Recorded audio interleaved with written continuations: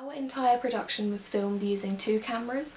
The main one was a Canon 700D, and the other one, which we used only during the conversation scene when we wanted the shot reverse shot from two perspectives, was a Nikon D300. We changed the Canon settings from automatic focus to manual focus in order to do a focus pull during the title sequence. This is seen in one shot where the focus moves from the back of the drawing to the front of the drawing.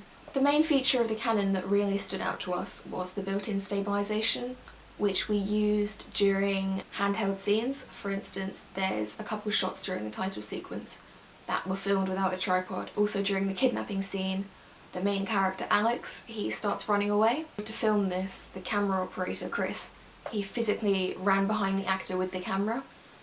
Handheld filming is quite conventional of thriller movies because it creates a feeling of suspense and panic which is directly communicated to the audience. But we felt as though the scene would have been too shaky and distorted to actually communicate anything without the stabilisation. It really felt like you were following the character as he ran, but not in a way that you couldn't see what was going on because it was too shaky. This feature was very easy to use because it was already built into the camera, so we didn't really need to change any settings or adjust anything. And audience feedback shows that it was quite successful. There was a clear communication of character and genre within the responses given. Everyone seemed to be able to grasp that Alex's brother was the villain in that situation and Alex himself was sort of the hero or the protagonist. And also the communication of the genre suggests that we did make the sequence quite thrilling and conventional, so I think that the handheld filming really contributed to this, and without the use of the stabilisation we wouldn't have been able to do so. Overall, I would give this feature a 9 out of 10 because it was very easy and effective to use, and ultimately it did fulfil its purpose of making the shots less shaky whilst also communicating what was going on. But we did need to refine some shots in post-production. For instance, there's one shot during the title sequence that was filmed handheld, as I mentioned before, and we did need to add some more stabilisation to this in Premiere. So the second piece of equipment we used during production was the softbox lighting. And we had two of these and they were very easy to use and set up. All we really had to do was put them in the positions we wanted and turn them on. These were used during indoor scenes that followed on from the title sequence, so the bit where Alex was drawing and also the conversation scene between him and Sophie. The only issue we really had was the placement of the lights. We had to be very careful that you couldn't see them in the framing of one of the cameras or that you couldn't see them in the reflection behind Alex, because most of the shots were filmed in front of a window and at times you could see the lights reflected in that. Also, we had to be careful not to overexpose the scene because they were quite bright and we were filming in the evening and it was intended to still be quite dark. But overall I think it did make the scene appear more professional, and audience feedback suggests that they were able to recognise it as the opening to a movie, which again communicates that it was quite professional and conventional and looked right. If I had to rate this, I would give it a 6 out of 10. I think that it made the whole production feel more professional and visually appealing. However, during the conversation scene, as I mentioned before, we used two different cameras. Both of these responded to the light differently because of the different sensors in the cameras.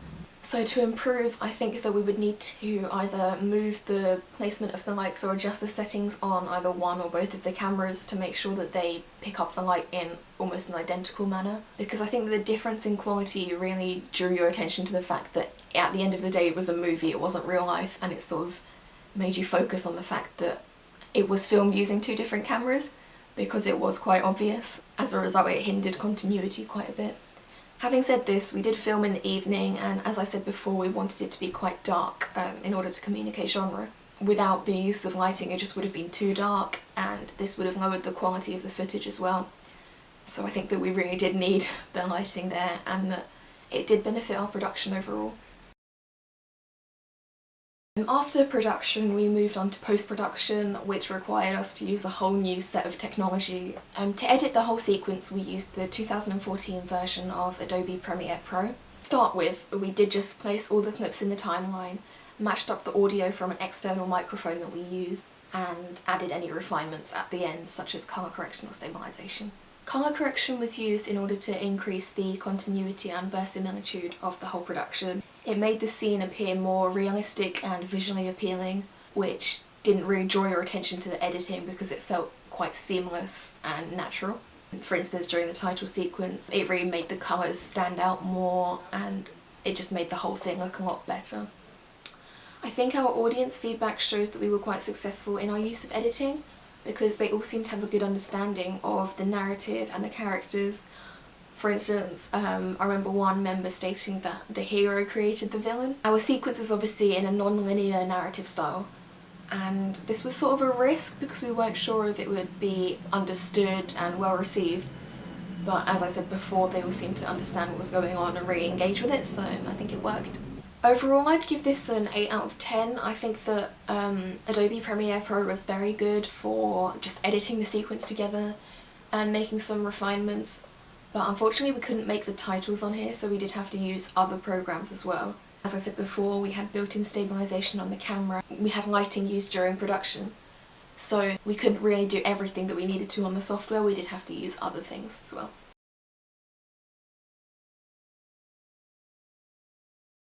The last program that we used was Adobe After Effects. We used this to create the titles, which was probably the most difficult part of the whole production because none of us had any experience with the type of titles we wanted to make, so it was all very much trial and error and learning through sources such as the internet.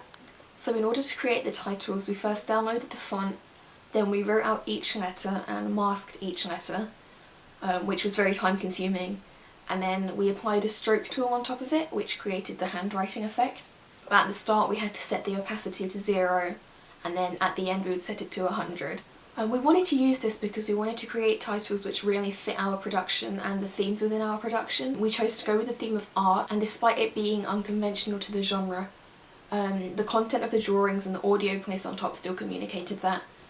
And I think that the use of titles, it was very appropriate to our production as a unique selling point, I suppose. Also, as I said before, we had to use After Effects to create these titles because they were too complex to be done on Premiere. We were more familiar with the use of Premiere, but I think we really learned a lot from the use of this new technology and new software, so overall I think it benefited us as creators as well. I think that we were successful in our use of titles because all audience members were able to recognise our production as an opening sequence and also as a thriller movie, so despite the titles being a little bit unconventional, the whole title sequence combined, the non-diegetic background music and the content of the drawings and obviously the titles, it all fit together quite well to create a product which still communicated genre but was also quite unique to our production. I would give this a 9 out of 10 purely because we did learn a lot through the process and obviously it was successful. However, I think that we could have taken more consideration during planning. I think we especially should have taken more consideration into the timing of each individual shot. So obviously we wanted to use the handwriting effect, and I think we didn't realise how long it would take to write out each word on screen. This took quite a while, so we often had to speed it up in order to match the pace of the footage, and it went a bit faster than we would have liked and some of them cut off quite quickly. I think that we really should have refined that in planning, and if we were to do it again, maybe create the titles before production and have them ready so that we know how long each shot needs to be. But overall I think that it was quite successful.